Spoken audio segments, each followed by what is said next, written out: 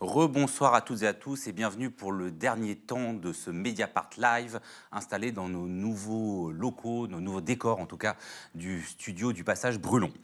Dernier temps pour lequel nous avons le plaisir d'accueillir Thomas Piketty dont le livre Capital et idéologie constitue l'événement éditorial de la rentrée tant il ébranle un débat public et politique souvent étriqué et répétitif.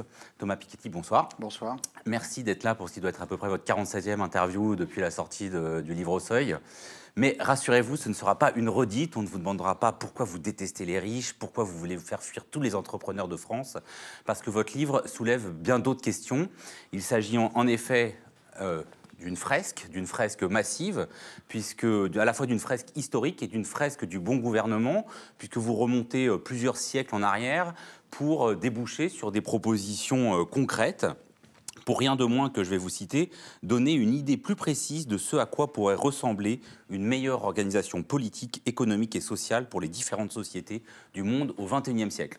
Alors on ne va pas résumer les 1232 pages, même si le journaliste Pascal Richet dans l'Obs s'est amusé à essayer de comprimer 1232 pages en 1232 signes. Mais on va avec Fabien Escalona, Romaric Gaudin et Jade Lingard se focaliser sur certains passages. Toutefois, on trouvait important quand même de débuter avec certains préliminaires qui nous semblent importants pour comprendre ce qu'est cet objet. Et peut-être d'abord, qu'est-ce qu'il apporte de nouveau par rapport au Capital au XXIe siècle, votre livre paru en 2013, qui documentait déjà l'augmentation vertigineuse des inégalités de patrimoine, notamment. Alors souvent, inégalités, jusqu'à votre livre, on pensait inégalité de revenus. Alors, il y a beaucoup de différences. Ce livre-là prend une perspective à la fois historique et comparative, géographique, civilisationnelle, beaucoup plus vaste. C'est-à-dire qu'une des grandes limites du Capital au XXIe siècle, il y avait plein de limites. Celui-là aussi a plein de limites, mais je crois quand même que j'ai fait quelques petits progrès. Enfin, en un mot, si vous devez en lire qu'un seul, lisez plutôt celui-là et laissez tomber l'autre. Enfin, les deux sont complémentaires, mais celui-là est plus intéressant, je crois, parce qu'il sort du monde occidental. C'est-à-dire que le premier livre, Le Capital au XXIe siècle, était quand même très centré sur l'expérience de réduction des inégalités de revenus, de patrimoine en Europe de l'Ouest et en Amérique du Nord au XXe siècle, sous les coups des guerres mondiales, en gros. Et le thème central, c'était une possible remontée en fin de période, pourquoi, comment. Mais parmi les multiples limitations, il y avait le fait de ne pas se remettre dans une perspective extra-européenne, transnationale, toute la partie coloniale, esclavagiste de l'histoire des inégalités était un peu traité, mais vraiment de façon très insuffisante. Et puis toute la dimension idéologique, donc tous les systèmes de justification des inégalités qui sont au cœur de ce livre, n'étaient pas traités de façon frontale. Ils étaient forcément un peu évoqués, mais pas de façon centrale. Donc, alors que là, j'essaye d'écrire une histoire de ce que j'appelle les régimes inégalitaires, c'est-à-dire des systèmes de justification des inégalités, depuis les sociétés d'Ancien Régime jusqu'aux sociétés de propriétaires au XIXe siècle, aux sociétés coloniales, esclavagistes, communistes, post-communistes, social-démocrates. Et j'essaye de montrer à la fois les fragilités extrêmes de chaque régime idéologique qui finalement finissent toujours par être remplacés beaucoup plus rapidement que ce que les classes dominantes du moment imaginent, à travers des luttes sociales, des luttes idéologiques. Et j'essaye de montrer qu'il y a quand même une évolution quand même dans l'histoire. Enfin, c'est-à-dire que l'histoire que je raconte, à la fois, elle n'est pas déterministe. Il y a des bifurcations, des trajectoires possibles à plein de moments.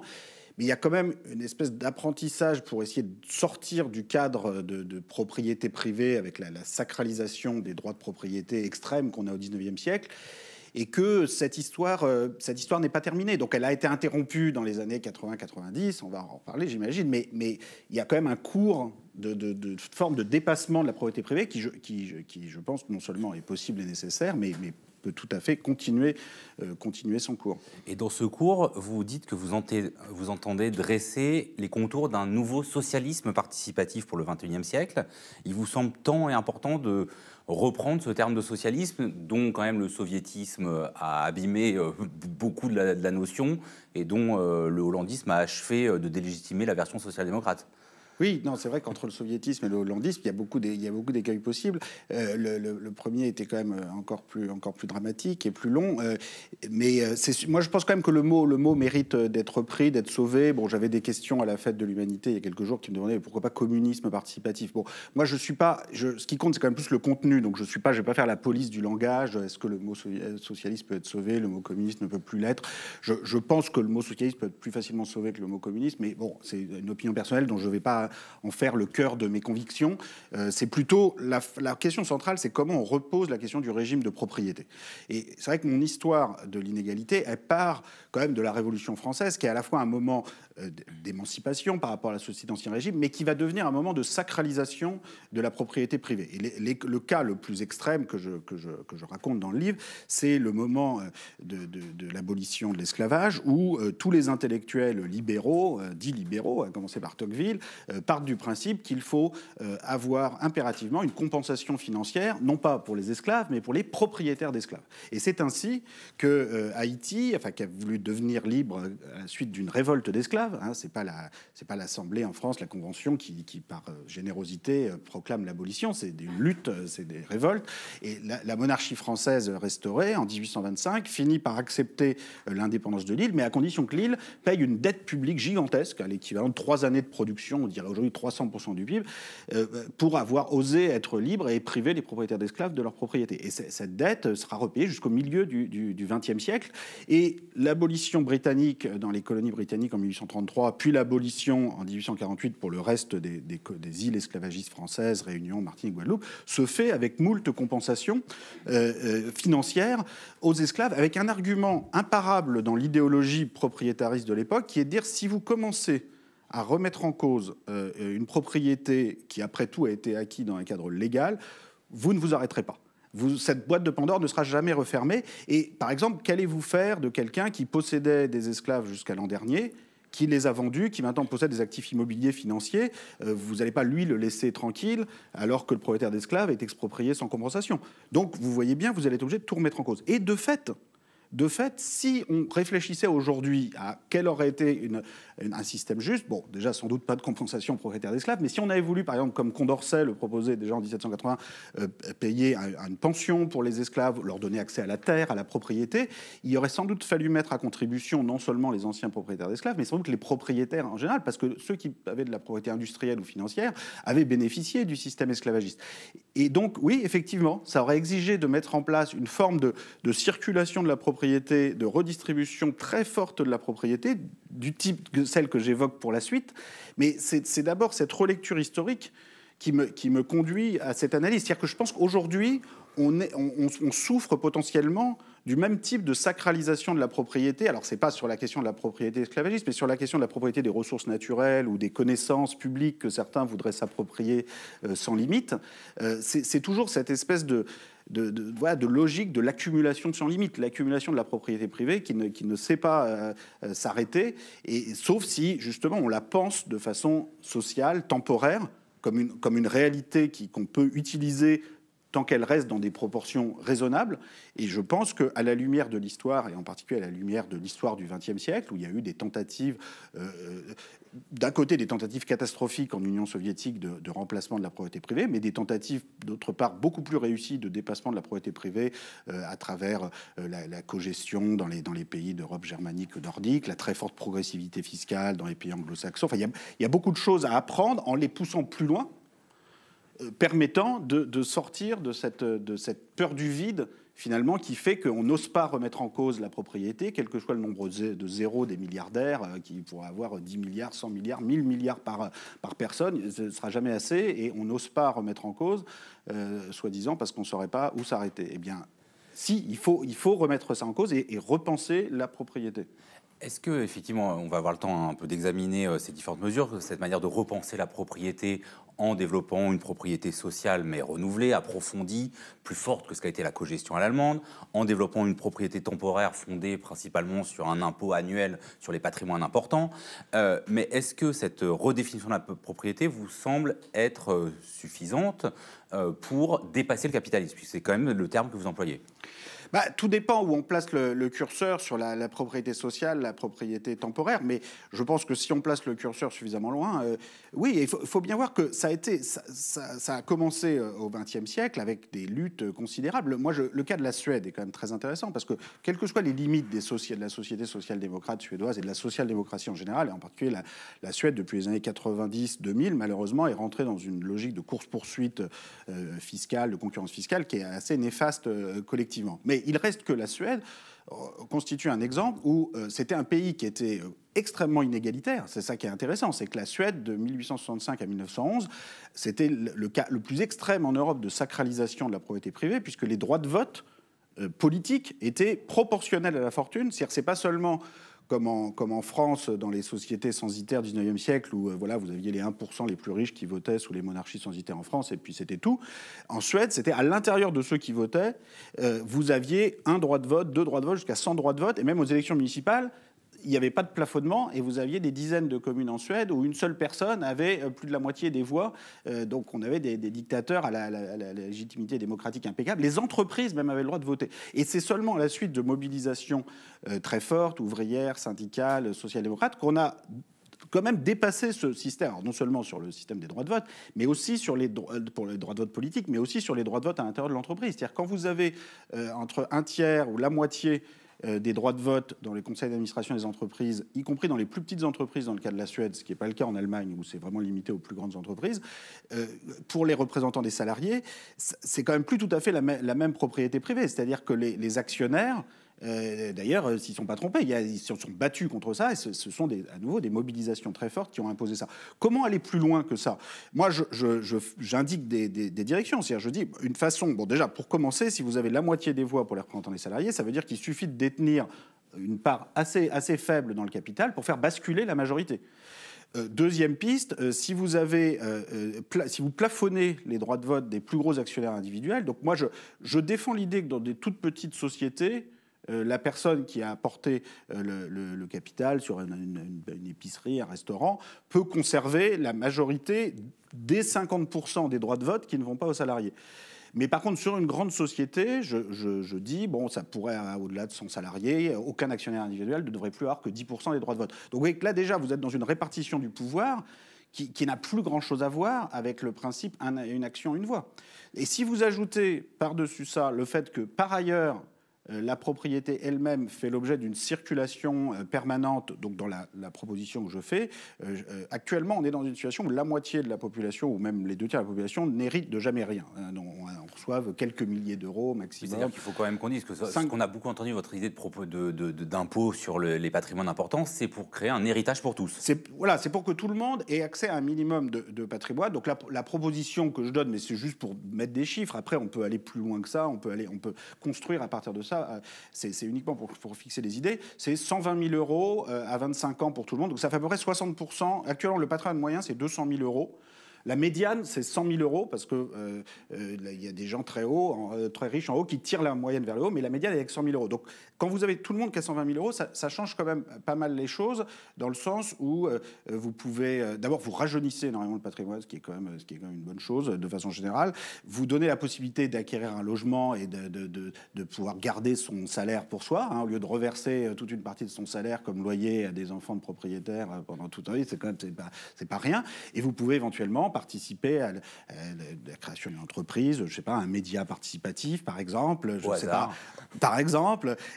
Bon, après, il y a aussi des secteurs comme les médias où on peut décider que les droits de vote, le pouvoir, est d'emblée déconnecté des apports en capital. Je crois que c'est ce qu'envisage ou ce qu'est en train de faire Mediapart. Je ne sais pas d'ailleurs très bien comment après le pouvoir quand même s'organise dans une fondation, parce que la question du pouvoir, elle est toujours posée. C'est-à-dire qu'il faut trouver des solutions.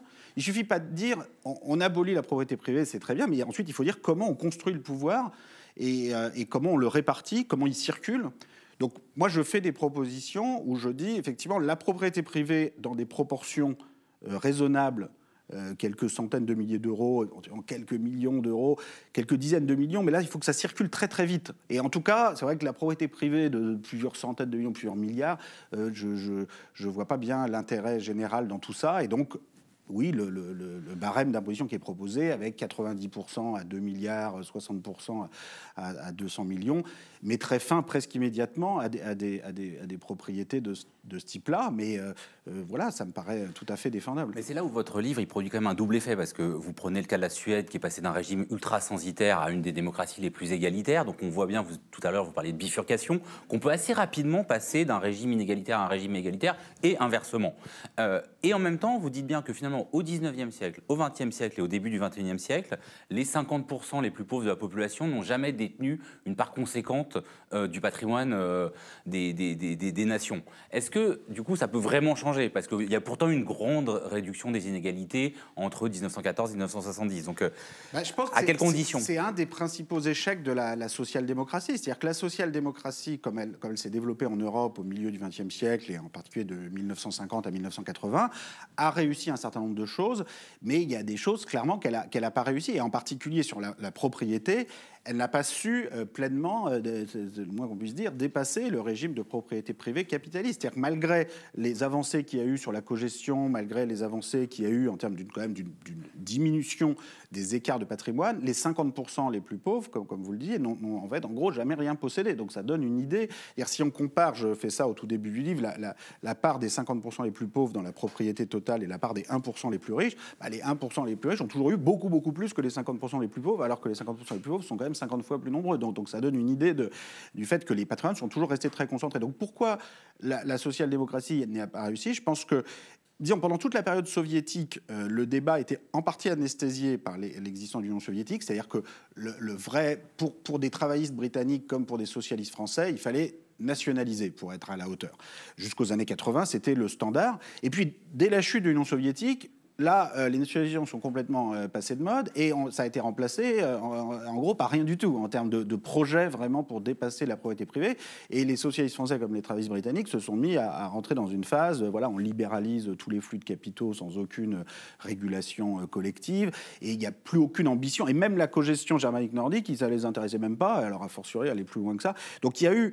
Disons, la chute de l'Union soviétique a été, pour finir, c'est ce que je dis dans le livre, le post-communisme est devenu le meilleur allié de l'hypercapitalisme. Après avoir été un défi, le défi le plus considérable jeté à l'idéologie de la propriété privée, avec son remplacement intégral par la propriété étatique hyper centralisée, l'ampleur du désastre fait que l'effondrement du communisme a contribué pendant un certain temps, mais je crois que c'est en train de changer, à contribuer, là encore, à anesthésier la réflexion et à durcir le discours hyper capitaliste. Alors je vais être rejoint par Fabien Escalona pour aborder la question de la redéfinition du conflit politique nécessaire pour mettre en œuvre ce que vous proposez dans Capital et idéologie. Mais une dernière question avant l'arrivée de Fabien.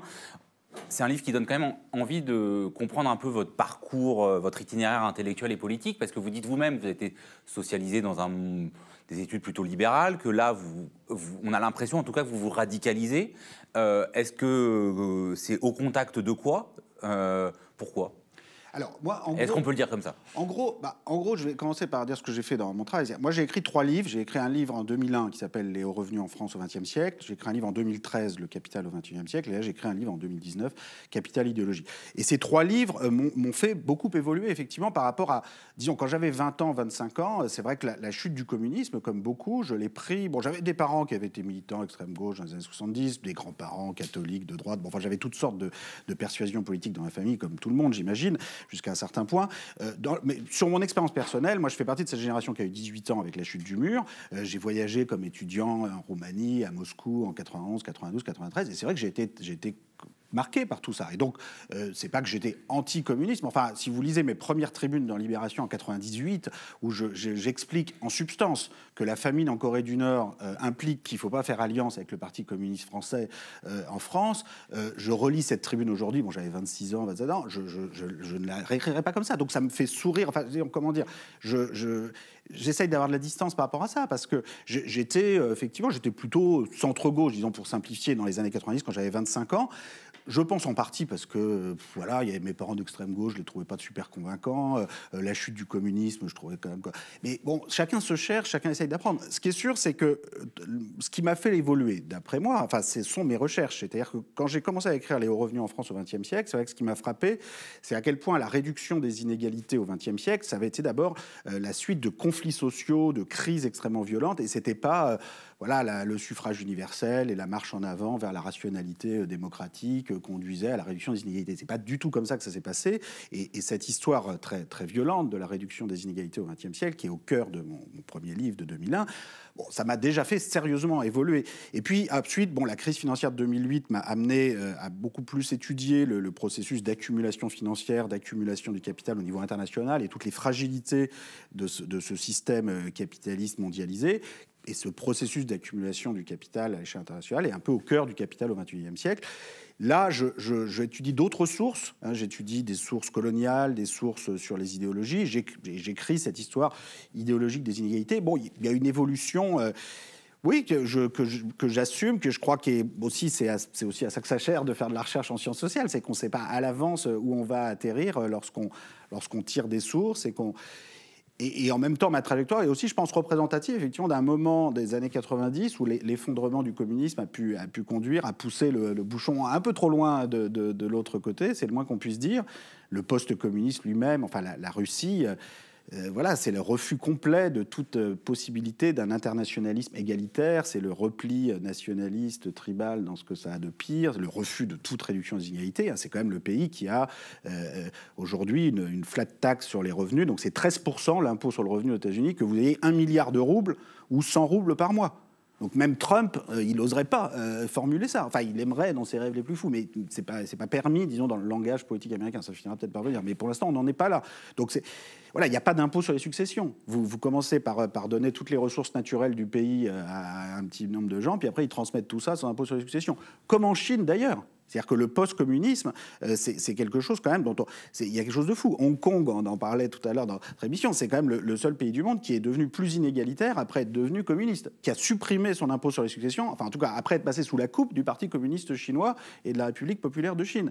Et en Asie, aujourd'hui, si vous voulez transmettre votre fortune en paix, en payant aucun impôt, il faut aller mourir en République populaire de Chine. Si vous allez à Taïwan capitaliste, en Corée du Sud, en Japon, vous avez un impôt sur les successions de 50%. Donc c'est quand même, ce monde post-communiste est un monde fou dans lequel ces grands basculements idéologiques ont conduit finalement à un durcissement de l'hypercapitalisme sous le coup de cet échec. Et donc, bon, moi, à ma petite échelle, dans les années 90, j'étais sans doute un peu victime de ça. Qu'importe, hein, il me semble que ce qui compte, c'est là où on va et là où on essaye d'aller en fonction de ce qu'on voit, de ce qu'on trouve. Donc voilà où j'en suis pour l'instant. Bonsoir, Thomas Piketty. On va parler justement d'aspects plus politiques. On a déjà commencé avec votre trajectoire personnelle. Je vais parler surtout de la quatrième partie du livre, dans laquelle on trouve une phrase qui va s'inscrire. Vous écrivez « La gauche électorale s'apparentait au parti des travailleurs et elle est graduellement devenue le parti des diplômés ». Et donc cette évolution que vous semblez regretter, elle vous inspire le concept de gauche brahmane qu'on retrouve beaucoup dans la dernière partie du livre et qui est donc en référence à cette haute caste indienne de lettrés qui place les brahmanes au sommet de la hiérarchie sociale. Mais comme vous venez de l'expliquer, vous-même, sociologiquement, vous appartenez plutôt au socle de cette gauche brahmane. D'ailleurs, oui, vous dites... Comme nous tous ici. C'est ce que j'allais dire, oui, bien sûr, comme nous tous ici. D'ailleurs, vous utilisez cet argument pour relire vos votes au référendum européen de 92, de 2005. Vous dites « j'ai voté oui conformément à mon assise sociologique ». Enfin, vous avez des termes assez proches. Mais justement, vous avez évolué. Et vous avez évolué dans un sens un peu plus radical, un peu plus à gauche. Et donc, du coup, j'étais intéressé par savoir d'abord ce que vous entendez par gauche brahmane. Est-ce que c'est justement une sociologie dans laquelle on se retrouve à peu près tous les trois? Est-ce que c'est une orientation idéologique? Et surtout, qu'est-ce que vous en faites stratégiquement? Est-ce que c'est un adversaire? Est-ce que c'est un allié? Un allié à quelles conditions? Alors, d'abord, sur l'évolution de la structure des électorats, moi, j'essaye d'établir des régularités entre les pays. Donc ça, c'est dans la quatrième partie du livre, il y a effectivement un travail original, enfin nouveau, je crois, de recherche, qui a consisté à essayer d'exploiter de façon systématique toutes les enquêtes post-électorales menées aux États-Unis, au Royaume-Uni, en France, mais aussi en Allemagne, en Suède, mais aussi en Inde, au Brésil, depuis les années 40, 50, 60, enfin depuis qu'il y a des enquêtes post-électorales. Avec quel objectif? Avec l'objectif de mettre dans une perspective assez longue, 70 ans. De toute façon, avant, il n'y a pas de ces enquêtes post-électorales et parfois, il n'y a pas d'élection non plus. Sur cette perspective de 70 ans, l'évolution de la structure sociologique des électorats. Et ce qui est frappant, c'est qu'effectivement, on a beaucoup de similitudes entre, si on prend le vote pour le Parti démocrate aux États-Unis, le vote pour le Parti travailliste au Royaume-Uni, le vote pour les partis socialistes communistes en France. Alors que si on prend simplement ces trois exemples, on a quand même des systèmes de partis qui ont des origines très différentes. Le Parti démocrate était le parti de l'esclavage, le Parti travailliste a ses origines propres, la France est une configuration avec un éclatement des partis entre la gauche communiste et non communiste. Donc, trois configurations très différentes, mais un grand point commun qui est que dans les années 50-60, on constate que c'était d'abord les classes les moins diplômées en termes de niveau de diplôme, mais également les classes qui détenaient le moins de propriété, qui avaient les revenus les plus faibles, qui sont trois dimensions de clivages sociaux qui se recoupent jamais complètement, qui sont évidemment corrélées, mais qui se recoupent jamais exactement. Mais sur ces trois dimensions, elles se cumulaient pour donner un vote plus fort pour ces partis, que ce soit le Parti démocrate, Parti travailliste, Parti socialiste, communiste en France. Et puis, à partir des années 60-70, on a une évolution très, très lente qui se déroule sur un demi-siècle et qui finalement nous conduit dans une situation où ce sont au contraire les groupes les plus diplômés et à l'intérieur de l'enseignement supérieur, les plus diplômés à l'intérieur de l'enseignement supérieur, alors que c'est le contraire dans les années 50-60, qui votent pour le Parti démocrate aux États-Unis, pour le Parti travailliste au Royaume-Uni, pour les partis socialistes communistes en France. Et alors, je m'interroge sur cette évolution et je veux redire clairement ici que c'est pas comme si j'avais the explication qui expliquait tout pour ça. C'est-à-dire, moi, j'essaye de comprendre ces évolutions, j'avance des pistes et je prétends pas du tout. Vous voyez, ce sont des évolutions extrêmement complexes. Il n'y a pas un individu qui a dit voilà, on va faire ça, ça va changer comme ça. C'est un produit compliqué. Mais enfin, en gros, l'explication principale que je propose, c'est quand même que les groupes, les classes populaires, les groupes sociaux les plus désavantagés, notamment en termes d'accès à l'éducation, se sont sentis progressivement abandonnés par ces partis. Et de fait, ces partis, c'est pas qu'elles les ont forcément consciemment abandonnées, mais en tout cas, elles sont de plus en plus devenues les parties des gagnants du système éducatif, et en particulier avec le basculement dans l'enseignement supérieur.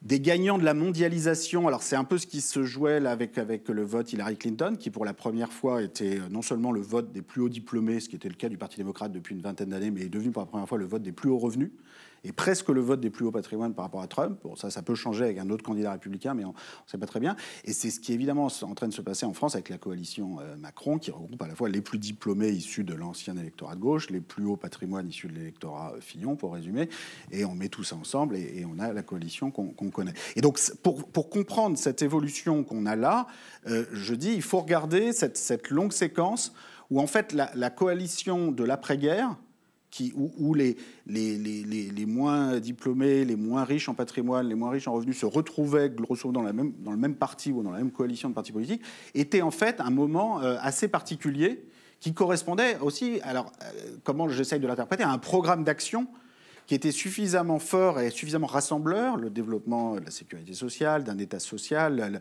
une reprise en main quand même assez forte du système de capitalisme débridé, suite à la crise des années 30, suite à la Seconde Guerre mondiale. Il y avait une volonté de reprise en main qui était très forte et qui a permis de souder un certain temps les classes populaires, pour dire vite, et de les faire voter aussi, parce qu'il y avait une participation politique qui était très très forte à l'époque. Et à partir des années 60, 70, 80, il y a des nouveaux défis qui sont arrivés, qui peuvent être le développement de l'enseignement supérieur, qui ajoute une couche d'inégalité éducative nouvelle par rapport à une époque où l'objectif de porter la totalité d'une classe d'âge à la fin de l'enseignement primaire puis à la fin de l'enseignement secondaire pouvait tenir lieu de programme éducatif. À partir du moment où on rentre dans l'ère du supérieur, c'est plus compliqué. C'est pas impossible de développer des nouvelles normes de justice éducative, mais moi, qu'on puisse dire, c'est que les partis de gauche, ils sont pas très bien réussis, et même très souvent ont été les partis qui ont avalisé le fait de mettre beaucoup plus de ressources dans les filières élitaires élitiste que dans les autres. Et je pense que c'est une des explications pour ce retournement.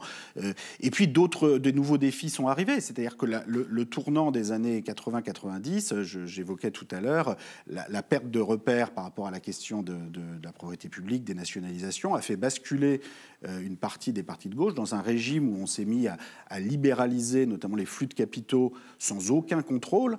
Et après, on dit ah ben mince, on peut plus, c'est plus possible d'imposer les plus fortunés parce qu'on ne sait plus qui possède quoi. Oui, on ne sait plus qui possède quoi, mais on a fait des traités de libre circulation des capitaux où on a le droit d'appuyer sur un bouton et de transférer ce qu'on possède dans le pays d'à côté sans qu'il y ait aucune possibilité de régulation collective. Donc, on commence par créer un système légal extrêmement sophistiqué permettant d'échapper à toute régulation collective, et puis après, on fait semblant de se lamenter en disant ah ben mince, on ne peut plus rien faire, c'est bien ballot.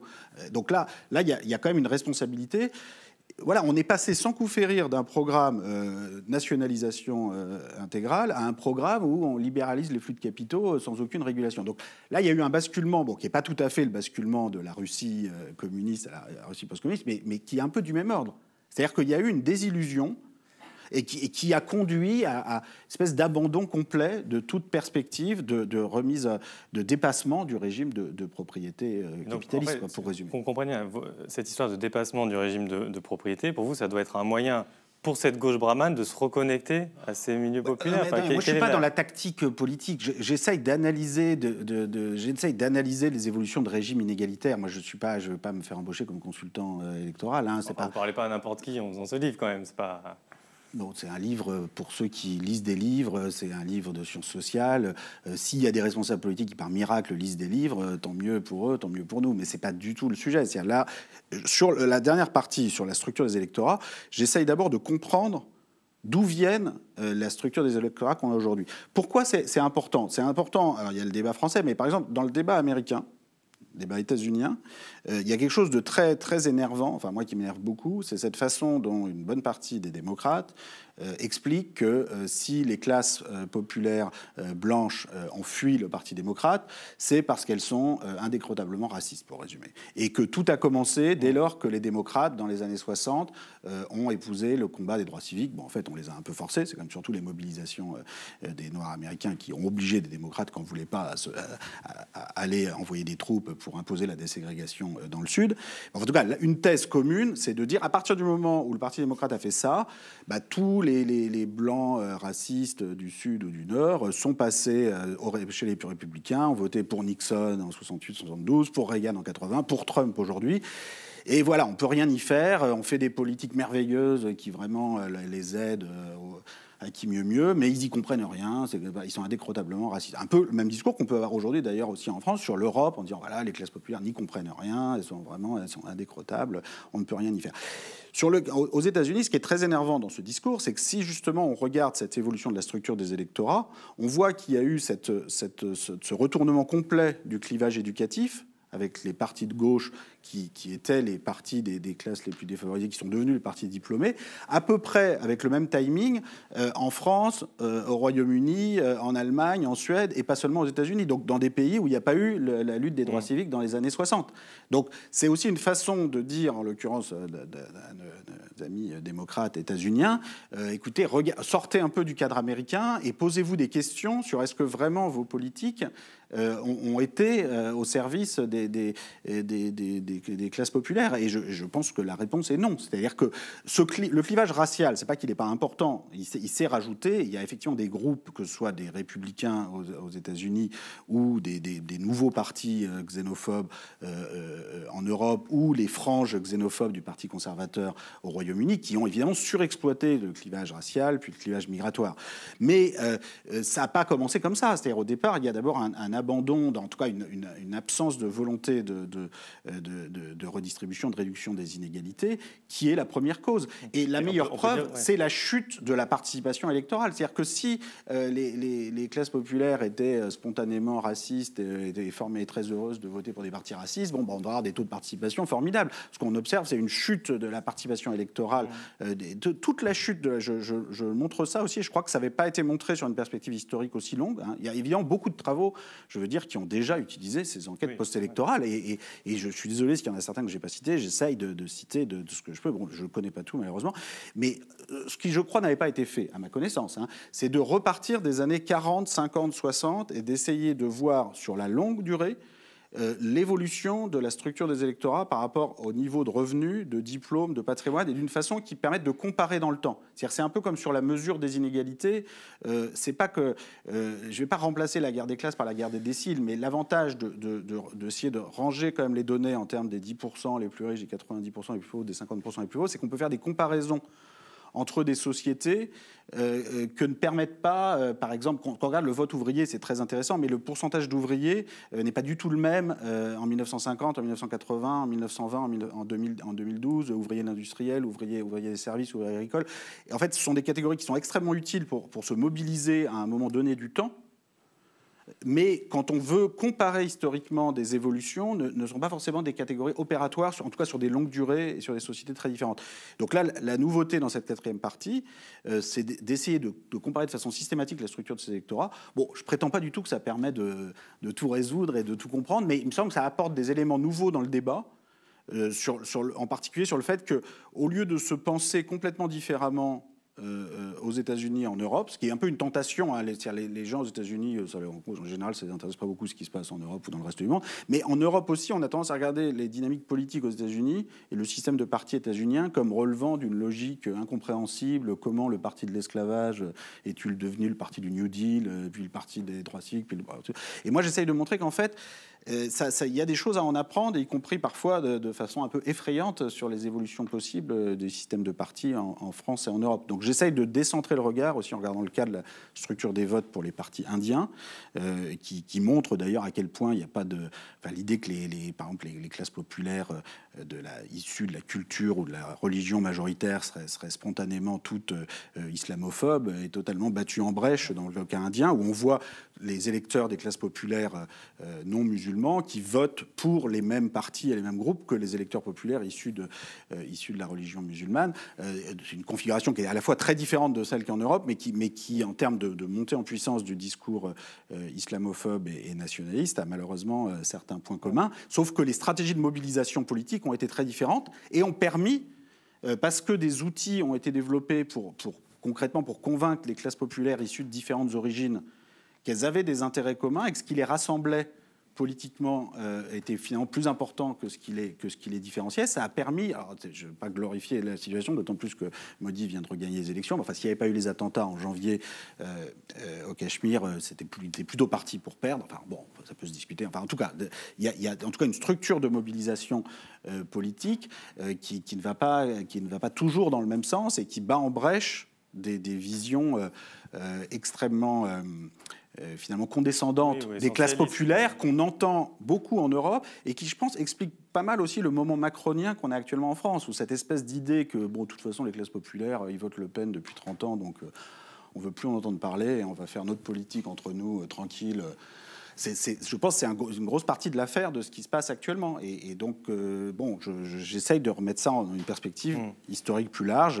Racisme électoral aux États-Unis, racisme anti-musulman en Inde, pour essayer de montrer le cas français et le cas européen dans une perspective plus large et essayer de décentrer le regard par rapport à ça. Okay, alors, le temps file, donc je passe à un sujet un peu différent, qui est justement, pour le coup, quand même, la réception politique du livre, parce que vous avez été plus en contact quand même avec des partis de gauche, vous avez plutôt soutenu des candidats de gauche, donc c'est intéressant de voir comment c'est reçu. Et dans certains secteurs de la gauche, bon, les gens vous font souvent crédit de plein de choses que vous apprenez avec ce livre, mais d'autres se disent finalement Piketty, au fond, il met un peu sous assistance respiratoire la social-démocratie, qui était à bout de souffle, et peut-être qu'il n'y avait pas la peine. Et du coup, la question que je voulais vous poser est la suivante. Est-ce que vous nourrissez pas un peu ce procès genre social-démocrate qui essaye de rafistoler le modèle qui ne marche pas bien, dans le sens où vous vous focalisez beaucoup quand même dans le livre, dans vos réponses, sur les questions effectivement de répartition des richesses. Et un des manquements quand même, ou une des limites, en tout cas, du mouvement ouvrier historique, c'est qu'il a fini par se cantonner à de revendications sur la répartition de la valeur produite et qu'il a perdu un peu de vue la remise en cause des modalités de la production et des finalités de la production. Alors là, je me reconnais vraiment pas tellement là-dedans, parce que moi, ce qui m'intéresse au contraire là, c'est le régime de propriété en tant que régime de pouvoir. C'est-à-dire que la question centrale, c'est le pouvoir.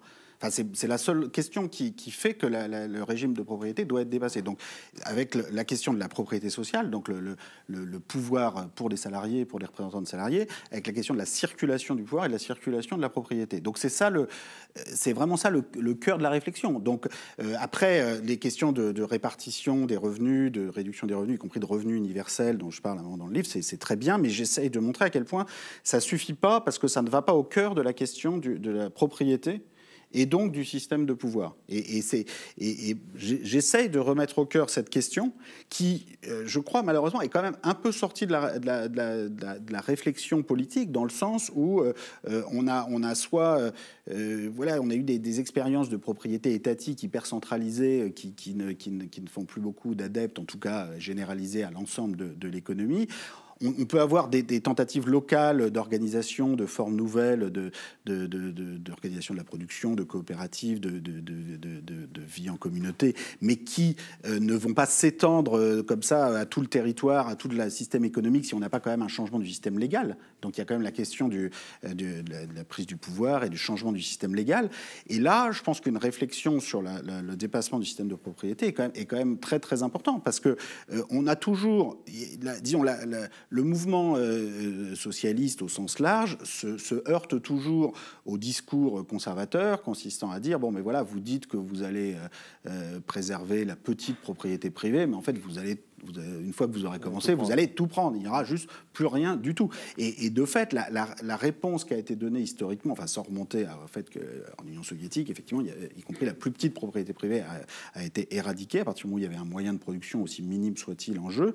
Mais la réflexion socialiste, disons post-soviétique sur ces questions, n'a jamais vraiment clarifié où s'arrêtait la petite propriété privée, quelle forme de pouvoir était acceptable du point de vue de, voilà, quelqu'un apporte un peu ses économies pour créer Mediapart ou pour créer un restaurant, à combien de droits de vote il a le droit d'avoir par rapport aux autres salariés, sans doute pas la totalité, sans doute pas zéro non plus, ou entre les deux, où est-ce qu'on va s'arrêter? C'est une question qui est tout sauf une question technique, et je pense que c'est une question qui est au cœur du régime de pouvoir qu'on peut vouloir bâtir dans un nouveau système économique.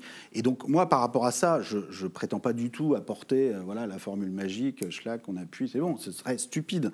Je dis juste qu'il est possible de s'appuyer sur des réponses qui ont été données, sur la cogestion germanique, nordique, sur la progressivité fiscale, en les radicalisant, parce que c'est quand même les versions que je donne en termes de plafonnement des droits de vote et de plafonnement du patrimoine, c'est quand même, c'est vraiment, ça va quand même beaucoup plus loin que ça. Mais c'est vrai, ça s'appuie sur ces expériences réussies en partie, parce que je pense qu'on ne peut pas faire comme si rien n'avait marché en termes de dépassement du capitalisme au XXe siècle. Il y a des choses, des expériences qui méritent qu'on les radicalise, qu'on les approfondisse.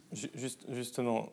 Si je me permets quand même cette dernière question, parce que je rebondis sur cette lecture que vous proposez. En fait. Vous dites, je radicalise ce moment-là où des choses positives se sont passées qui vont dans le sens que vous défendez. Mais justement, par rapport à la social-démocratie, c'est intéressant parce que quand on lit notamment la conclusion du livre, on se dit, bah, tiens, il y a ce mouvement vers le socialisme démocratique voilà, qui progresse depuis la fin du 19e.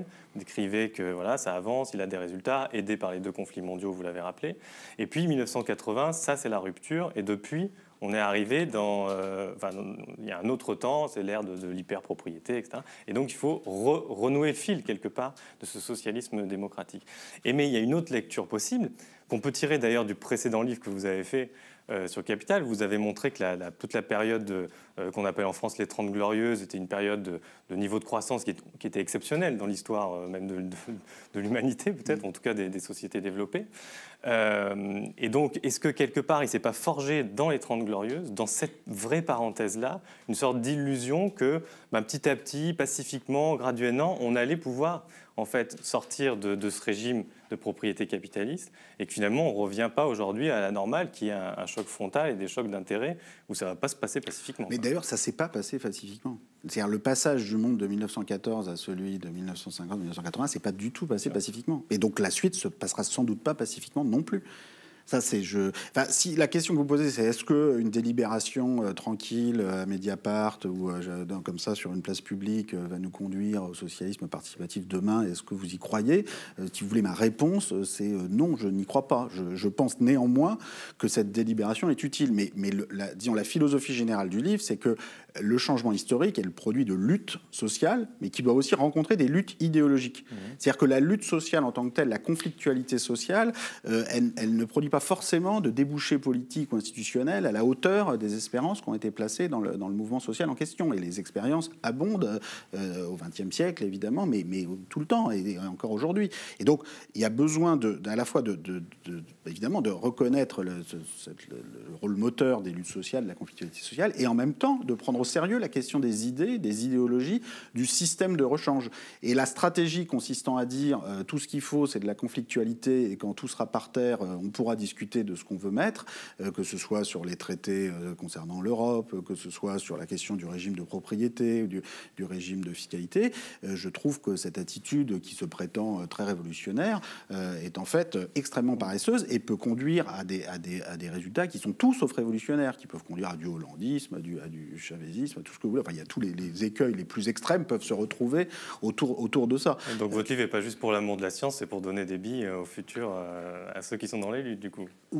Oui, ce livre, il s'adresse à ceux qui sont dans les luttes, mais bon, tout le monde est dans les luttes, parfois sans le savoir, et voilà, et s'apprête à y être. Enfin bon, il n'y a pas d'un côté les lutteurs et de l'autre les spectateurs. Je pense que, mais effectivement, ça s'adresse plutôt à tout un chacun qu'au prince qui nous gouverne, ça c'est évident. Alors les luttes d'aujourd'hui, elles sont beaucoup climatiques. J'aimerais que donc Fabien Escalona cède sa place à Jade Lingard, qui couvre globalement la planète pour Mediapart, pour aborder les questions écologiques qui sont à la fois structurantes dans votre livre d'une certaine manière, mais qui ont aussi peut-être certains angles morts, avec une première question, parce que souvent vous dites, voilà, il y a les deux grands défis aujourd'hui mondiaux, ce sont les inégalités et le changement climatique. Comment est-ce que vous liez ces deux défis, au-delà du fait que les riches, qu'il s'agisse des pays ou des individus, ont un bilan carbone catastrophique, et que donc si on réduit les riches, eh ben on réduira ce bilan carbone. Mais j'imagine que ça ne suffira pas à articuler ces deux défis. Non, ça ne suffit pas, mais c'est quand même important de le rappeler. C'est vrai que ce sont là des recherches que nous avons menées avec Lucas Chancel il y a quelques années, mais qui n'avaient pas été faites auparavant, qui consistent à faire les bilans carbone, pas simplement pays contre pays, Europe, États-Unis, Chine, mais de regarder les différentes classes sociales à l'intérieur de chaque pays, puis après de mettre toutes ces classes sociales ensemble au niveau mondial. Et on se rend compte quand même que les 10% de la population mondiale qui émettent le plus de carbone, c'est presque la moitié des émissions totales. Les 1% qui émettent le plus de carbone, c'est plus de 15% des émissions totales, c'est plus que les 50% de la planète qui émettent le moins de carbone. Et ces 1%, ces 10% qui émettent le plus, bon, il y en a un peu partout, y compris en Chine, en Russie, au Moyen-Orient, mais enfin, c'est quand même surtout l'Europe et évidemment les États-Unis. Mais l'Europe aussi, on a beaucoup plus qu'en Chine, bien que la population soit 3-4 fois plus faible. Donc, si c'est rien que ça, si on veut aller vers la sobriété énergétique, il va falloir que, en particulier, les plus fortes émissions soient très sérieusement ratiboisées. Maintenant, ça ne va pas suffire.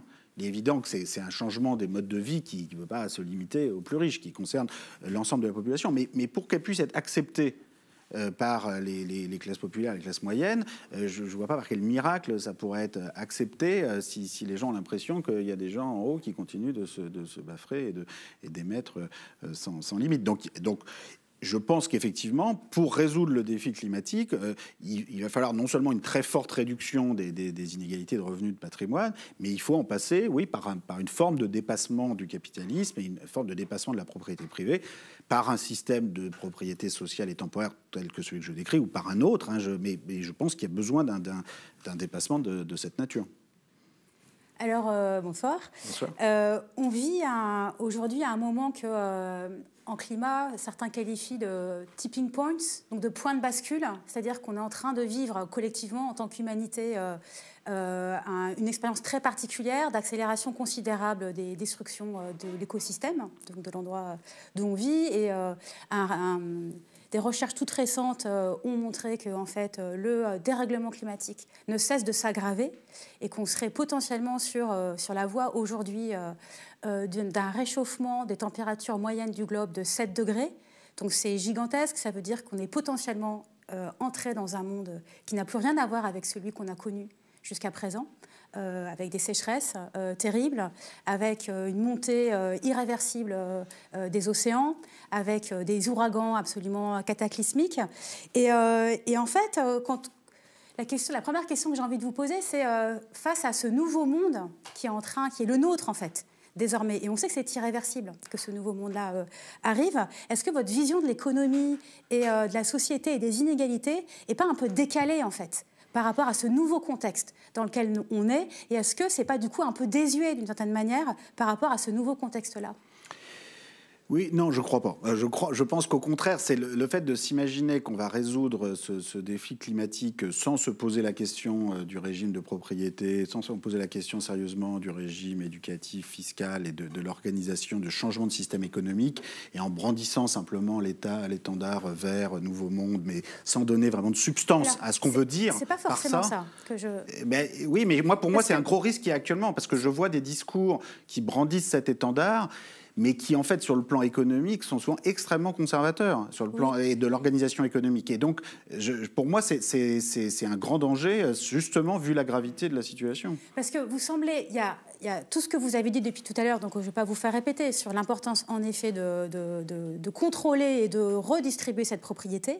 Mais quand même, votre vision de la création de richesse, me semble-t-il, reste basée sur la croissance. Il y a quand même l'idée que...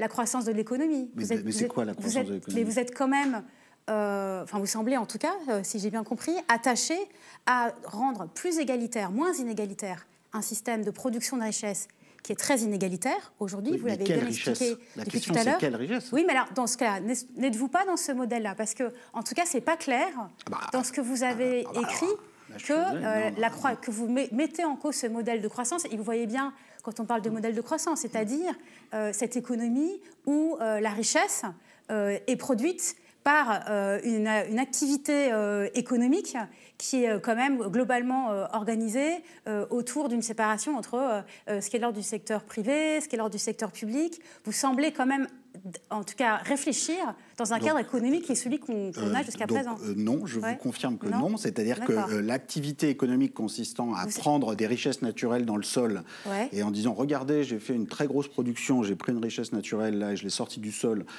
n'est pas une création de richesse. Si en plus de surcroît, la richesse que vous avez sortie du sol conduit à des émissions carbone qui dégradent la vie sur Terre, non seulement c'est pas une création de richesse, mais c'est une destruction de richesse. Donc il faut plus de croissance économique. Non, mais attendez, ce qui compte, c'est comment on définit. C'est pour ça que je vous demandais, c'est quoi la richesse économique, c'est quoi l'économie. Il faut pas.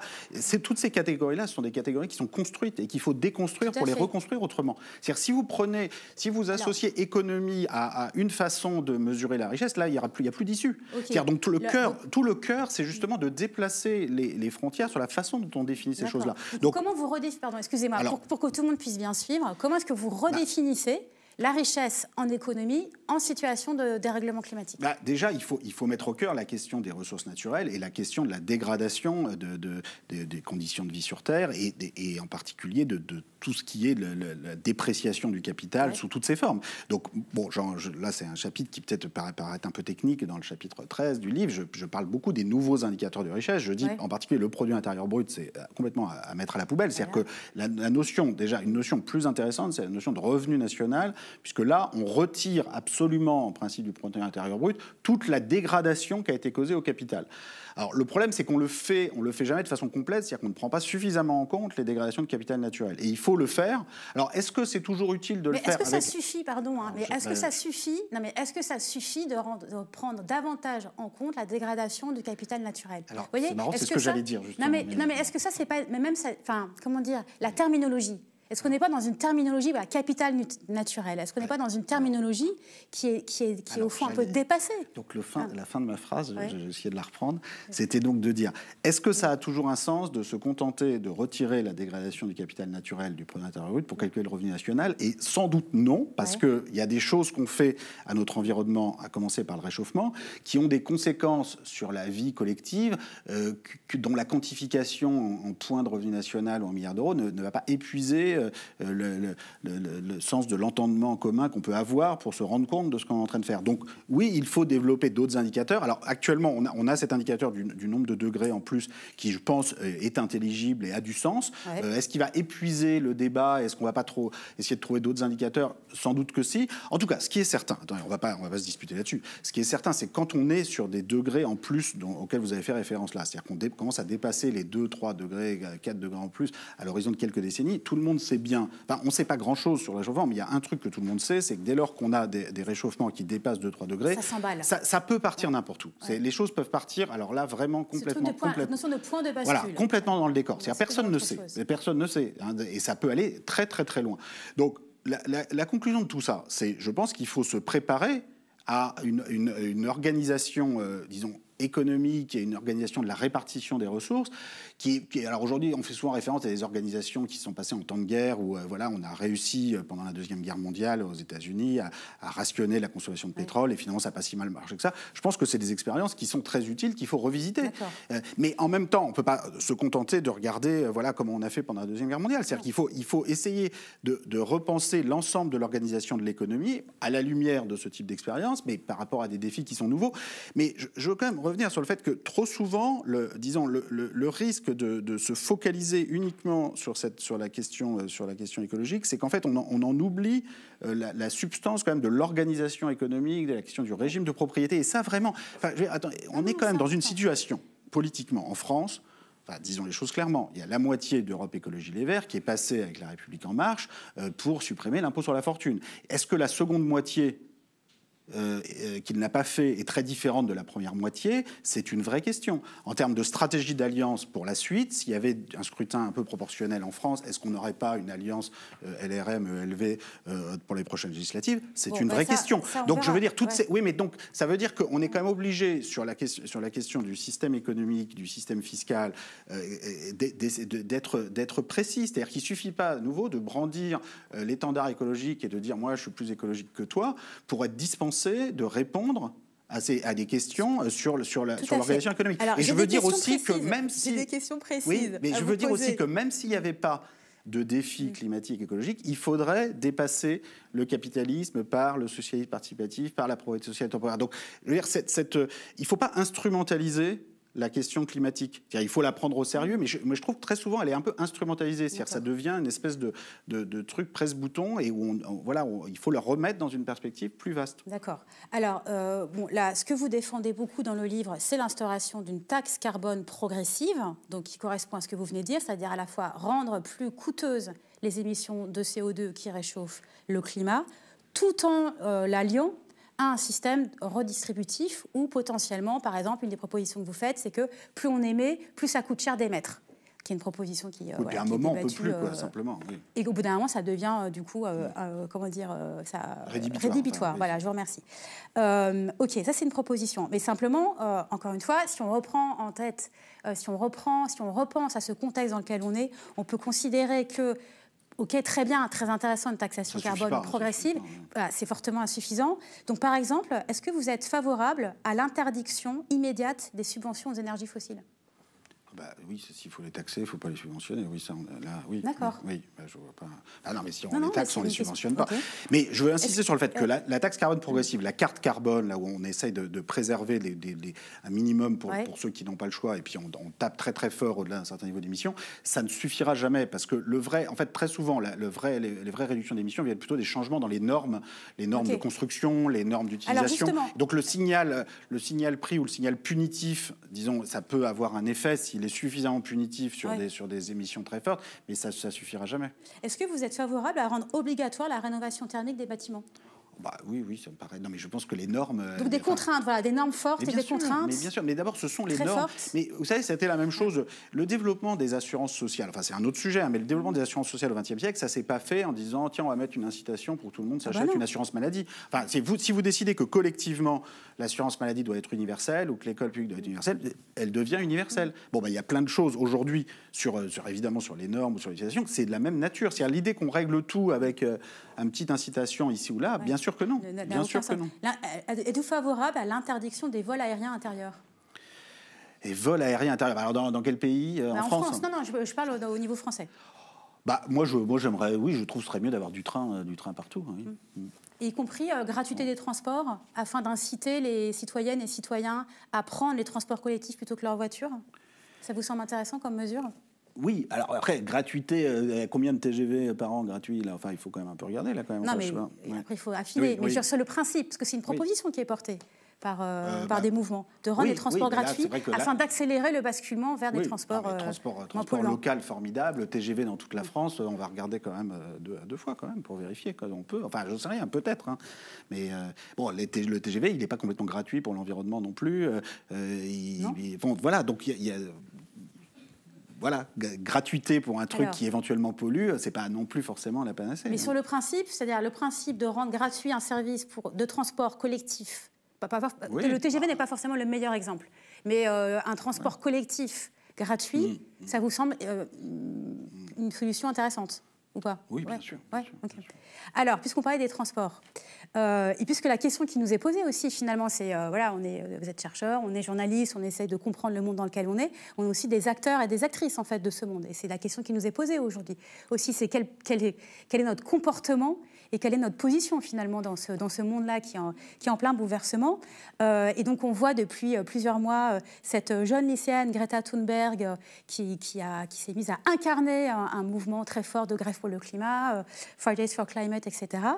Cette toute jeune fille s'est rendue aux États-Unis en bateau. Il y a beaucoup médiatisé le fait qu'elle y allait en bateau afin de ne pas y aller en avion, afin de ne pas émettre trop de gaz à effet de serre.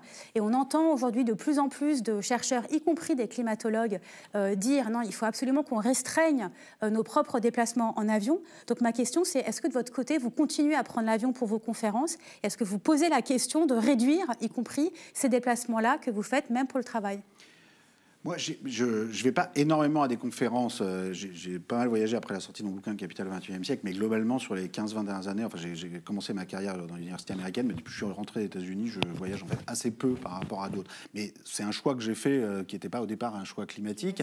Mais c'est vrai qu'aujourd'hui, je pense qu'il faut se poser la question comme ça. Il y avait eu des tribunes très, très intéressantes de Jean-Baptiste Fressos qui avait expliqué comment Newton n'était jamais sorti du Royaume-Uni et que ça n'allait pas l'empêcher de publier des bons articles et que voilà, les chercheurs qui s'imaginent qu'il faut forcément être frequent flyer platinum pour être un bon chercheur. Enfin, donc vous pourriez renoncer, vous, à prendre l'avion?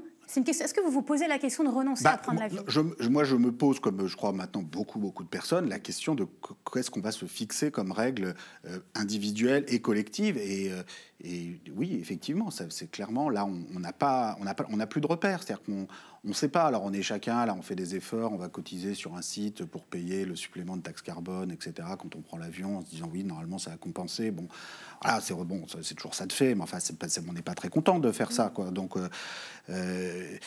bon, moi, Greta Thunberg, comme vous évoquez, après, ce qui m'embête quand même, pour en revenir quand même à la politisation de l'écologie, c'est que quand on lui demande, et alors le CETA, qu'est-ce que vous en pensez? Elle dit, moi, je sais pas, c'est à vous de me dire. Alors, c'est vrai qu'elle est jeune, mais en même temps, c'est pas parce qu'on est jeune, oui, mais attendez, c'est pas parce qu'on est jeune qu'on n'a pas d'opinion sur la question. C'est-à-dire qu'il y a aussi des jeunes de 16 ans ou 18 ans, 22 ans. Moi, j'ai 3 filles qui ont 16, 19, 22, qui sont vraiment bien dans le mouvement du vendredi. On peut quand même, on a le droit d'avoir une opinion sur le CETA. Donc, moi, je suis quand même embêté, qu'on puisse pas politiser un peu plus quand même ces questions et qu'on s'en soit juste à faites quelque chose. Alors justement, si on veut politiser ces questions, Aéroport de Paris, il y a un référendum en cours aujourd'hui sur sa privatisation. Vous avez voté? Signé, oui, vous avez signé contre la privatisation? Oui. Je vous demande. Et puis, c'est un scandale la façon dont c'était compliqué au début de signer. Enfin, c'est incroyable. Et un des enjeux, en fait, un peu cachés de ce dossier, c'est son bilan climatique, puisque, en fait, l'aéroport de Roissy, sur un an, c'est 30 millions de tonnes de CO2. Ça veut dire que c'est l'équivalent, à peu près, de toutes les émissions de CO2 des poids lourds qui circulent en un an en France. Est-ce que le développement d'Aéroport de Paris est compatible avec cette situation de changement climatique? Là, on en revient un peu à votre question sur est-ce qu'il faut interdire les vols intérieurs et quels vols internationaux. Disons, tout ce que je peux dire, j'ai pas de réponse nouvelle par rapport à tout à l'heure, mais ce qu'on peut dire, c'est qu'à partir du moment où ça reste sous propriété publique, on peut imaginer qu'au moins on va pouvoir en débattre collectivement et éventuellement décider d'arrêter ou de limiter beaucoup plus que si on commence par le privatiser. Parce que alors là, pour le coup, on perd complètement le contrôle du truc. Est-ce que c'est pas typiquement le genre de projet économique qu'il faut arrêter, en fait, en les aéroports en général. L'extension des aéroports. Parce que là, il y a sans Roissy. doute. Oui. Oui, sans doute. Oui, mais non, et là, on en revient toujours à la même question, c'est jusqu'à quel point donc on interdit tous les vols intérieurs, tous les vols internationaux. Moi, je suis pour qu'on en discute, qu'on voit les propositions, vos propositions, celles de Joseph, qu'on les regarde de tout le monde et qu'on trouve des solutions. Parce que moi, j'ai besoin aussi pour continuer de vivre tous les jours, comme vous, je pense, de savoir ce qu'on fait, dans sa vie individuelle, dans ses engagements collectifs. Non, c'est une interrogation existentielle dont je n'ai pas la réponse précise surtout, mais qui nous concerne tous autant les uns que les autres. Alors, c'est ma dernière question. Voilà, vous défendez, on l'entend très clairement, une fiscalité forte, donc un rôle fort de l'État, de la puissance publique. Or, ce qu'on observe aussi dans les mouvements climatiques, de justice climatique, etc., c'est qu'il y a aussi une forte critique de l'État. Une forte critique de l'État en tant que système centralisé, système qui peut être très influencé par les lobbies, système vulnérable aux lobbies, et système aussi qui est paralysé par le fait que des élus craignant les prochaines échéances électorales s'empêchent, s'autocensurent ou voire fuient complètement des décisions qui pourraient être impopulaires, mais qui pourraient être pour autant absolument nécessaires pour réduire les gaz à effet de serre. Et face à ça, on a, ce qui est très intéressant, une foultitude d'expériences aujourd'hui locales, de régies publiques, de régies locales. Si on pense aux régies locales d'énergie en Allemagne, par exemple, qui se sont développées, le mouvement des villes en transition, les budgets carbone participatifs, enfin bon, la liste est très longue.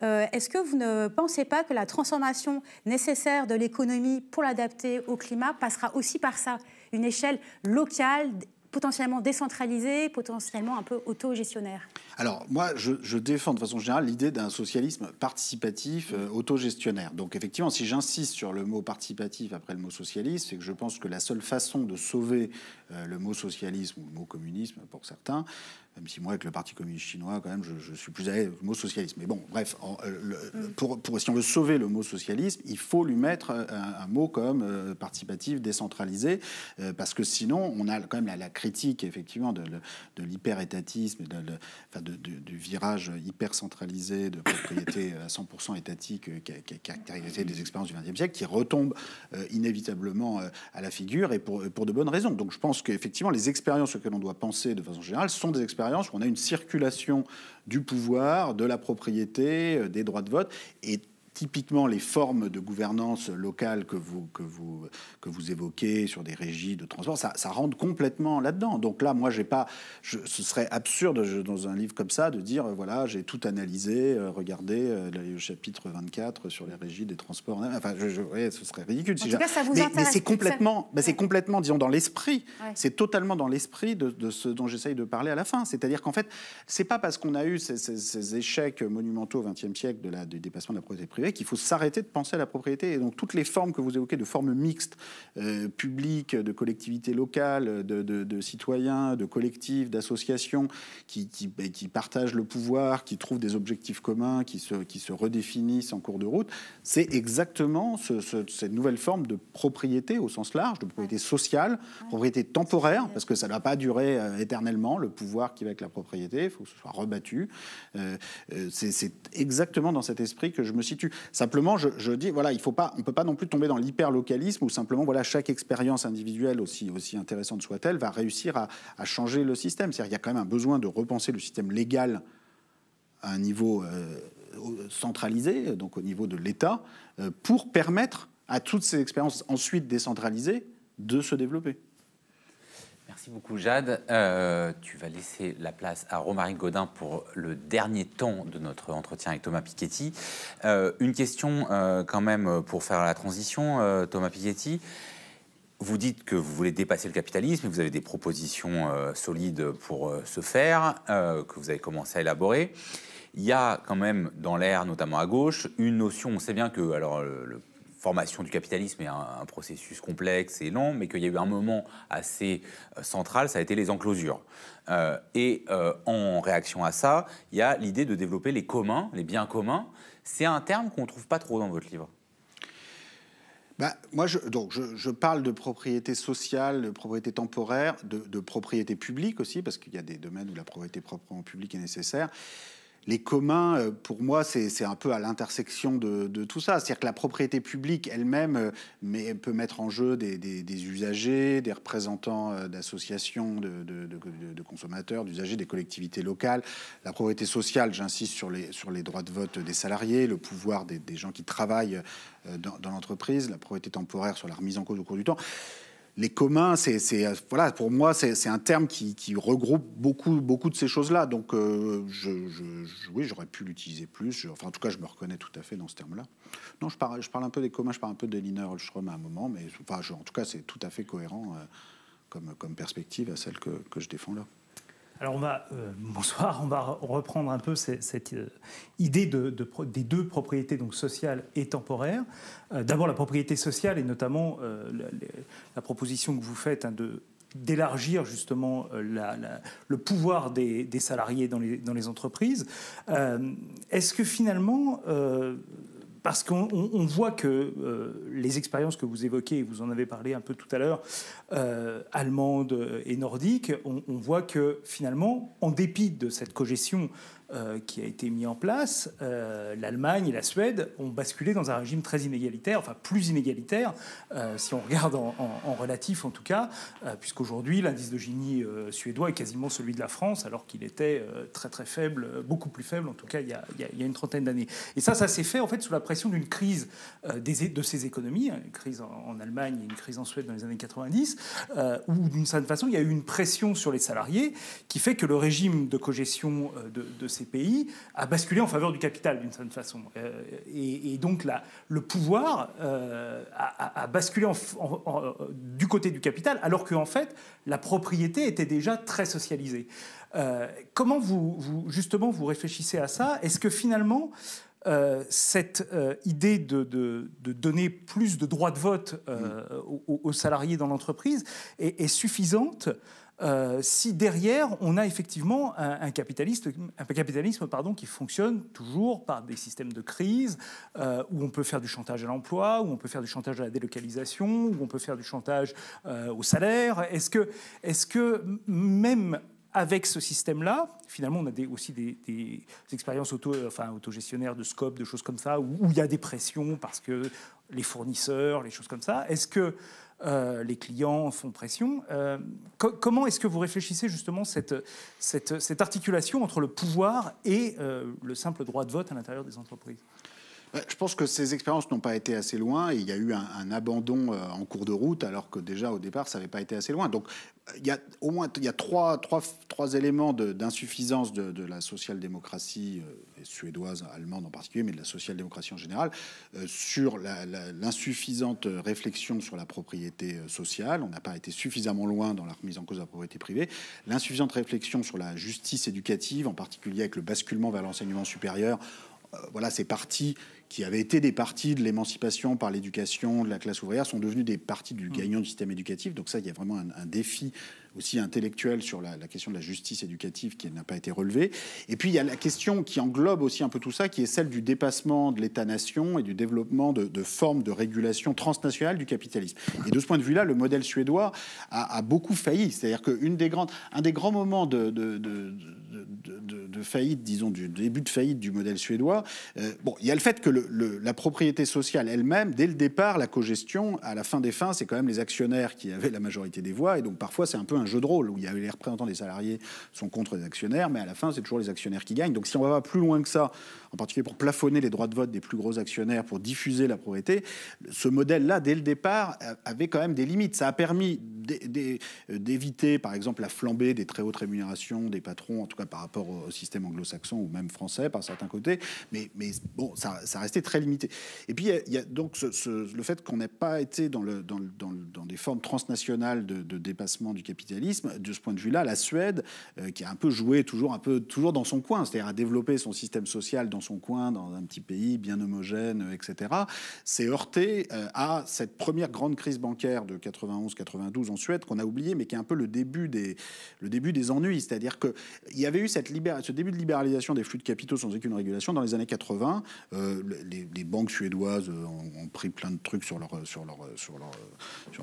bilan qu'elles n'auraient pas dû. Enfin bref, classique de libéralisation excessive des flux de capitaux. Crise bancaire suédoise en 91-92. Alors on aurait pu réagir à ça en disant on n'aurait peut-être pas dû ouvrir les flux de capitaux comme ça, on va plus réguler. Mais au lieu de ça, comme c'était les sociodémocrates qui étaient au pouvoir au moment de cette libéralisation bancaire dans les années 80, les conservateurs en ont profité pour reprendre le pouvoir, ce qu'ils n'avaient pas fait quand même depuis 1932, donc ça faisait un bail.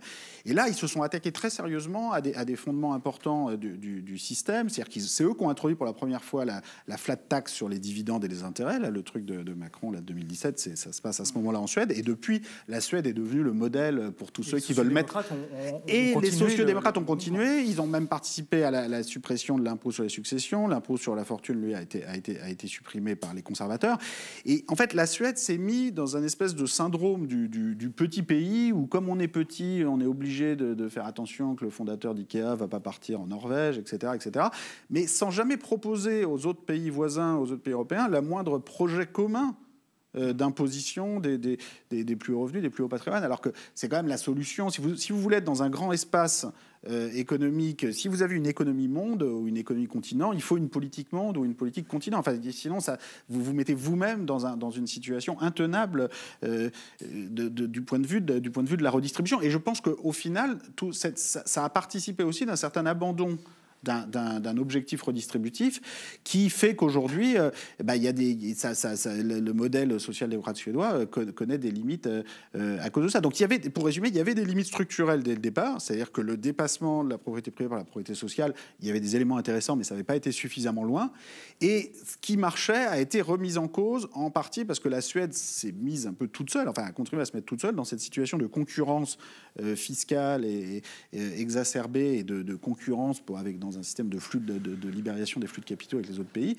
Et tout ça fait une évolution qui, à long terme, peut finir par remettre en cause, c'est pas encore le cas, heureusement, mais les fondements du consentement à l'impôt et du contrat social et fiscal suédois. Parce qu'à partir du moment où les plus riches parviennent à échapper aux charges communes, il y a un moment où les classes moyennes, les classes populaires n'ont plus envie de payer. Il y a une espèce de mouvement de repli sur soi et de concurrence de tous contre tous qui finit par remplacer le contrat social initial. Mais pour vous, finalement, c'est un problème de curseur. C'est-à-dire si effectivement on met en place les propositions que vous faites, qui sont effectivement des propositions où, au moins dans les grandes entreprises, on donne beaucoup de pouvoir aux salariés, on serait en mesure, d'une certaine façon, de régler le problème qui avait été posé par Marx au XIXe siècle, celui de l'exploitation ou en quelque sorte de l'aliénation, c'est-à-dire de ce mouvement par lequel le travailleur, à un moment, voit le produit de son travail lui échapper, et que effectivement, ce mouvement d'aliénation est aussi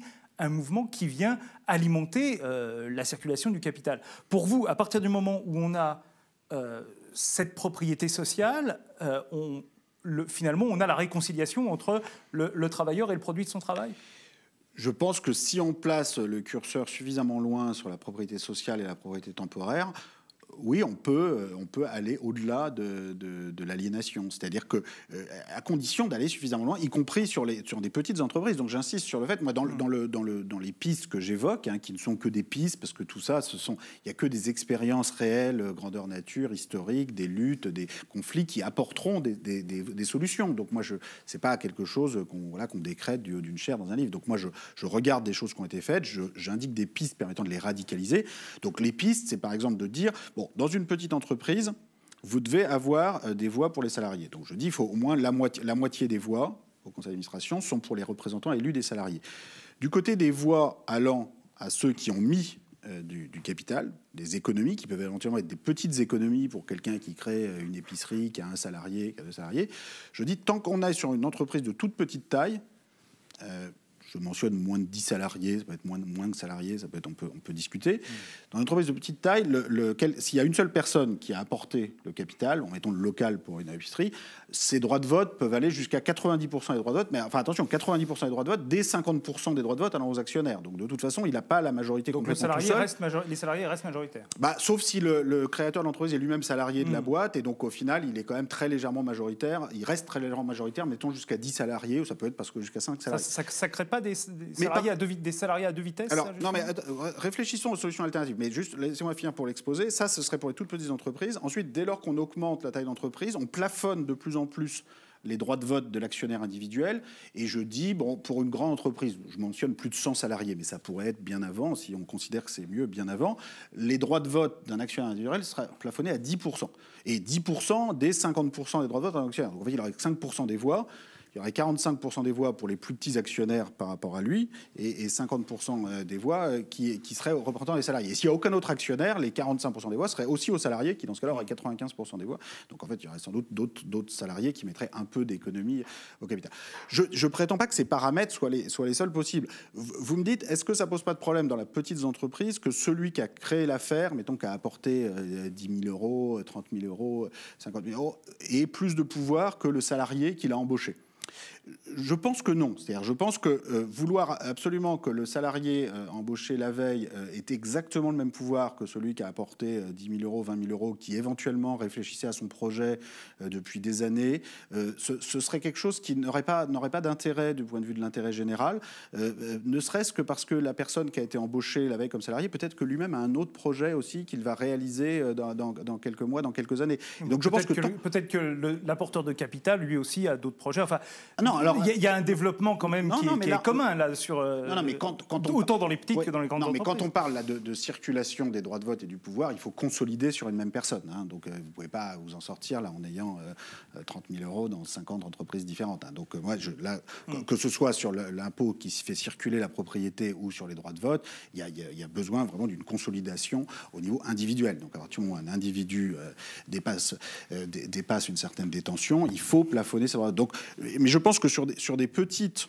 propriétés, alors après on peut discuter où s'arrête la petite propriété, mais ça n'aurait pas de sens, de mon point de vue, de ne donner aucun droit de vote supplémentaire sur celui qui a créé le projet. Par contre, il faut plafonner de façon drastique la concentration du pouvoir dès lors que la propriété prend des proportions plus importantes et que la taille de l'entreprise prend des proportions plus importantes. Je vois pas vraiment d'autres solutions permettant de concilier deux objectifs contradictoires qui sont évidemment la circulation du pouvoir de la propriété et en même temps le fait que la petite propriété privée peut être une façon pour la diversité des projets individuels, des subjectivités individuelles de s'exprimer et de pouvoir donner lieu à des coordinations que des structures centralisées ne sauraient pas faire. Donc on parlait tout à l'heure de la décentralisation. Eh bien, je pense que oui, la petite propriété privée peut faire partie des formes sur lesquelles la décentralisation et le socialisme participatif peut s'appuyer, à la condition qu'elle soit limitée à des détentions de taille réduite et que même pour ces détentions de taille réduite, il y ait un besoin de délibération avec les salariés et qui ne soit pas juste une promesse vague, qui parte de droit de vote, qui fait que, enfin, à nouveau, même quelqu'un qui aura apporté la totalité du capital, dès lors que l'entreprise croît un tout petit peu en taille, donc mettons, je ne sais pas, Edoui Plenel apporte tout le capital de Mediapart.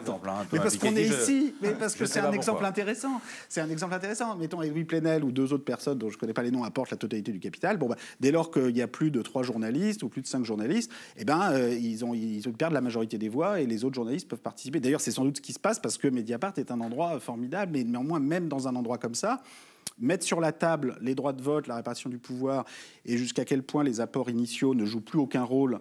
À quel moment il ne joue plus aucun rôle, c'est des questions intéressantes. Et ce qui peut marcher dans certains secteurs culturels, journalistiques, pour d'autres secteurs de la restauration ou de l'agriculture, ne va pas forcément marcher exactement de la même façon. Donc, c'est pas la forme que je décris là, n'est pas la forme unique. On n'a plus beaucoup de temps et je voudrais poser une question sur la propriété temporaire, mais l'apporteur de capital, et notamment de petits capitaux, peut aussi se retirer rapidement, peut aussi retirer ses capitaux, peut fermer son entreprise. Donc ça demande quand même une régulation, tout ça, en termes de la latence du capital, de savoir, de faire en sorte que l'entreprise doit correspondre à quelque chose dans le temps. Est-ce qu'il ne faut pas réfléchir aussi au fait que celui qui apporte le capital et qui donc va avoir ce pouvoir doit aussi s'engager vis-à-vis des gens avec qui il travaille?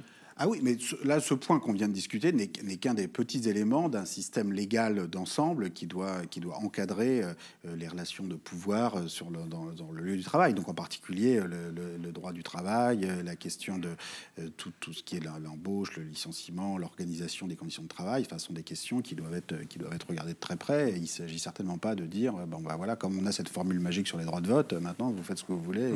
Et c'est pas du tout l'esprit dans lequel j'ai créé ça. Moi, je pense que la relation salariale, en particulier, avec la durabilité dans le temps, la régularité de la rémunération, c'est quelque chose qu'il ne faut pas passer par pertes et profits. Et c'est d'ailleurs pour ça que sur des questions comme le revenu universel, j'ai une approche qui s'inscrit dans le cadre quand même d'un objectif qui est la relation salariale, qui est celui d'une société salariale avec des écarts de rémunération réduits. Et voilà, je me méfie des solutions consistant à dire, prenez votre chèque chaque mois et ensuite c'est le travail émietté à l'infini, etc. Voilà, on n'en est pas là du tout et heureusement, il faut tout faire pour qu'on n'en soit pas là un jour. Et il n'y a pas de raison qu'on tombe là-dedans un jour, sauf si on l'abandonne, tous ces pans du système légal qui sont essentiels. Si on passe à la propriété temporaire, donc à cette idée qui est à la fois une taxation des revenus qui est très progressive et qui est très forte sur les hauts patrimoines, et puis une sorte d'héritage minimal qu'on donne à tout le monde. Vous l'avez dit, une sorte de dotation à 25 ans, vous avez évoqué 120 000 euros. Vous parlez de réforme agraire permanente, ce qui est une idée qui effectivement correspond bien, décrit bien en tout cas cette vision-là. Mais pour que cette réforme agraire soit permanente, il faut qu'il y ait de la richesse qui soit créée, sur laquelle on vient taxer, que l'on vient taxer pour pouvoir la redistribuer. Est-ce que justement la réduction des inégalités dans ce cas-là, elle n'est pas toujours soumise justement à un sous-jacent qui s'appuie sur un besoin d'accumulation de capital. C'est-à-dire que vous bloquez l'accumulation de capital par cette redistribution, mais en même temps, pour avoir cette redistribution, il y a un besoin permanent d'accumulation du capital.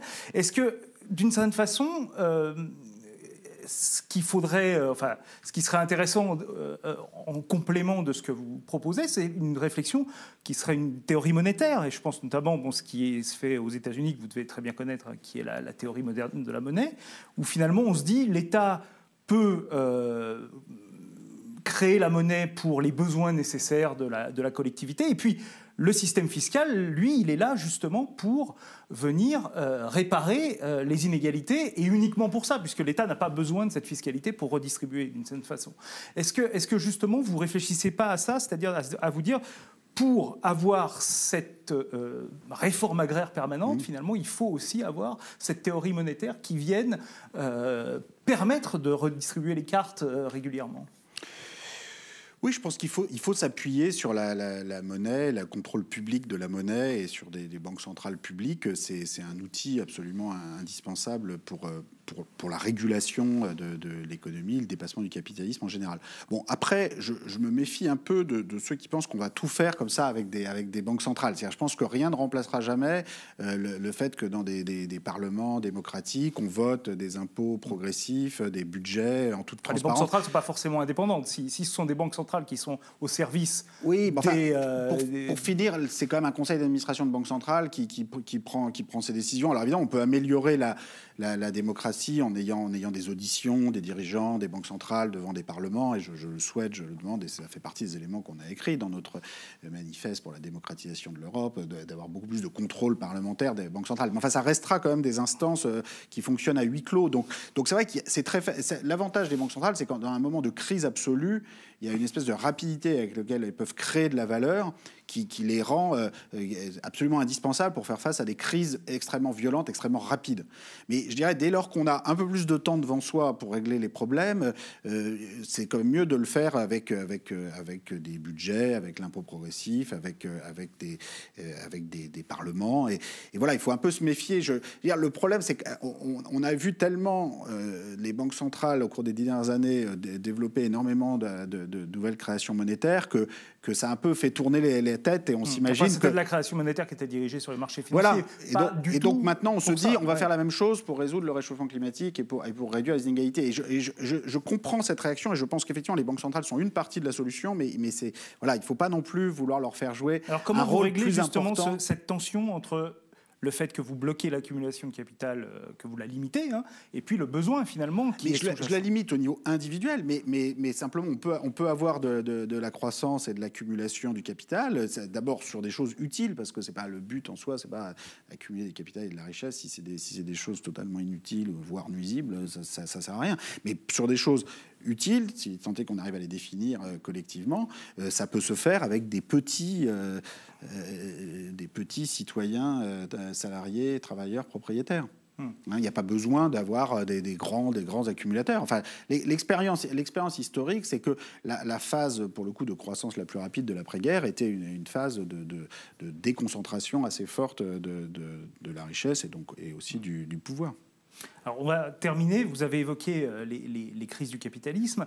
Finalement, c'est présent dans votre livre, mais on n'a pas une théorie de la crise finalement dans votre livre. Alors la question que je me suis posée en le lisant, c'est finalement quel est pour vous le moteur de l'histoire. Vous évoquez évidemment les idéologies, vous dites que les idéologies sont d'origine politique et pas économique, et néanmoins vous dites, et vous l'avez dit tout à l'heure, ce sont les luttes qui font avancer l'histoire.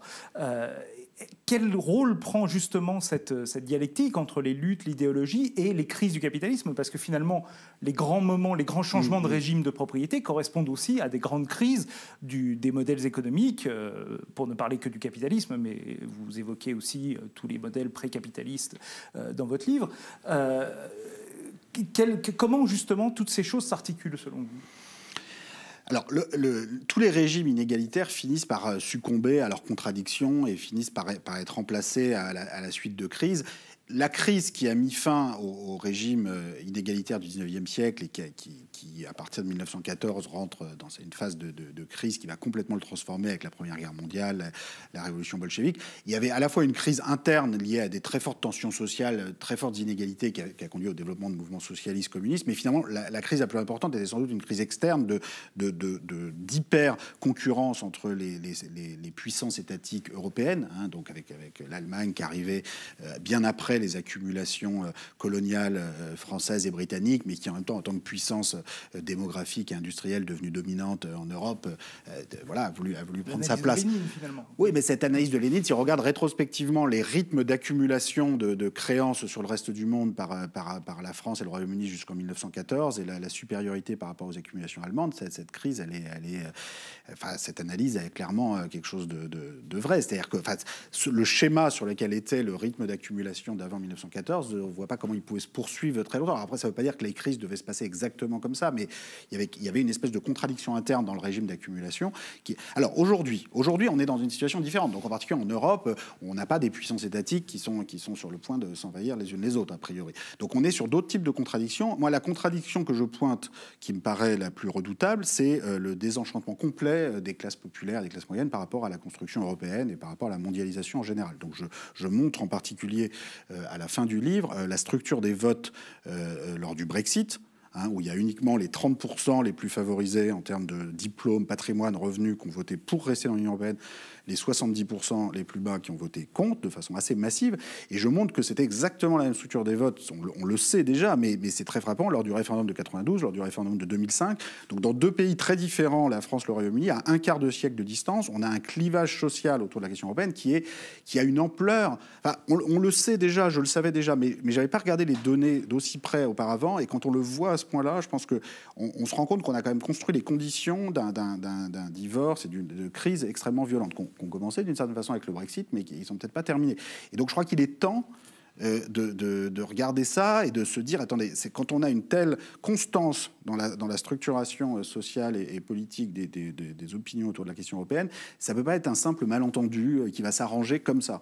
Il y a vraiment quelque chose de fondamental dans la façon dont a été pensée l'Union européenne avec son dogme de la concurrence de tous contre tous, des territoires contre les territoires. Et donc s'il n'y a pas un palier symbolique très fort qui est franchi pour l'utiliser, cette union entre peuples européens européen de façon complètement différente sur un plus petit nombre de pays pour avoir de la redistribution sociale, pour avoir une forme de social-fédéralisme, comme je dis. On ne voit pas comment les choses pourraient éviter de s'écrouler plus avant. Mais ce qui est certain, c'est que quelles que soient les crises qui vont suivre, parce que moi, je ne suis pas spécialement convaincu que tout va se transformer par la délibération pacifique. Je pense que voilà, les crises reviendront d'une façon ou d'une autre, financière, politique, d'autres référendums.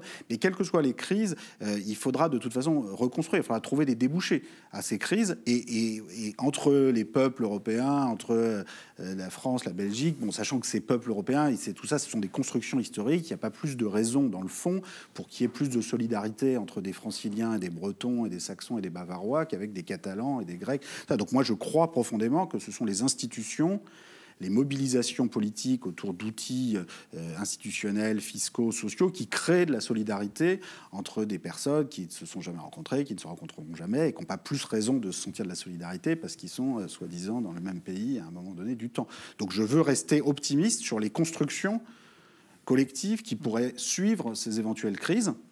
Et donc, voilà, j'essaye de me permettre, à la fin du livre, de penser à des sorties de crise, à des formes d'internationalisme, de social-fédéralisme, auxquelles souvent on s'interdit de penser parce que de toute évidence, voilà, c'est pas tellement l'ambiance du moment, c'est vrai, mais en même temps, ça finira forcément par revenir, quels que soient les traumatismes par lesquels on passera.